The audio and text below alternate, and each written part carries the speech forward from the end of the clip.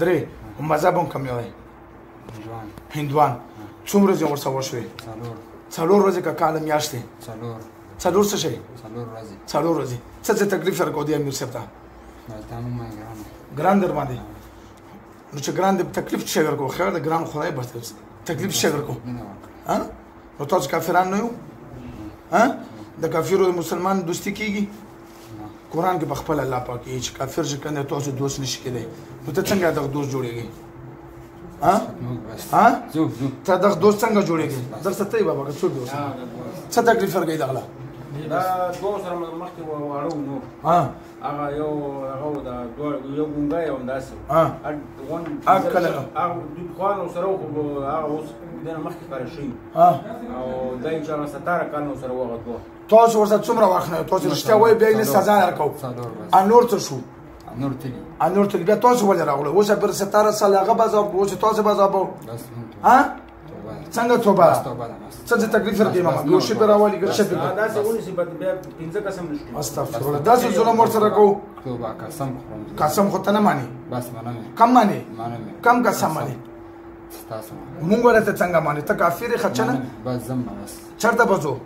دروغجن یو څه نو داسې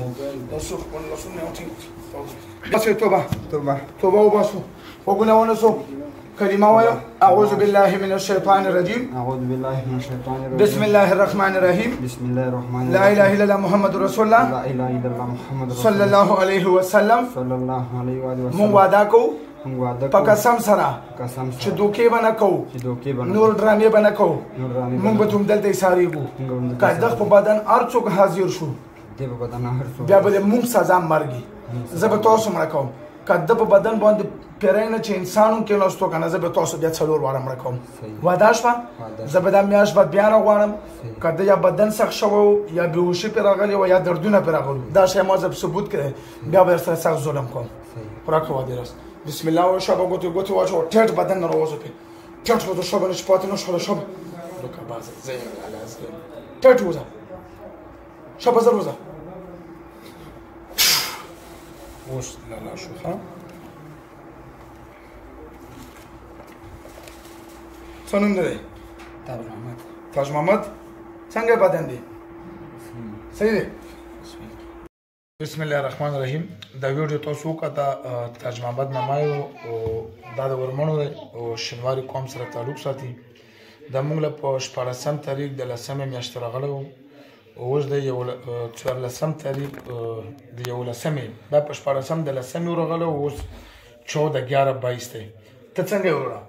بالکل صحت ما خپل صحت ته خپل صحت ته تا باندې به څه کېدو د دم نه مخکې ما دم باندې دا هغه و چې زه به په ماته کې ودرېدم که نه بس 2 رکعاته مو وکړو بس 3 رکعاته مو بس ټیټ مو وکړو ما ته به زه خپل ځان په پته لګېده چې ما راګېري دا پیریان نو زه به خپل کار ته به ځان رساوم مونځ ته به یې نه پرېښودم مونځ ته به یې نه پرېښودم یو کار ته به یې نه پرېښودم روزګار ته یې نه پرېښودم دا 3مه میاشت ته زه په کور ناست یم اوس ماشاءالله د مدیرې ته بالکل رډي دردونه مردونه په کوم ځای کې توس دردونه دي؟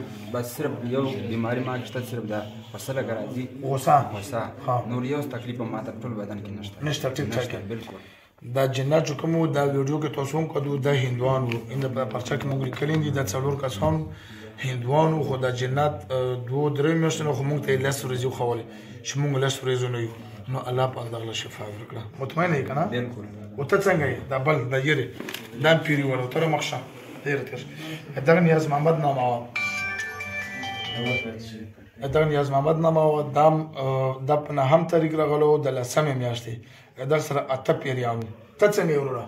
بالکل ښه یې بېهوشي مېهوشي بیا روان شي راغلي دردونه مردونه هېڅ هم نشته رښتیا وایي دروغ خبره خو نشته موږ ورته څه ویلي نه چې ته داسې بیان وکړه ټیک یې غوسه بې توي سره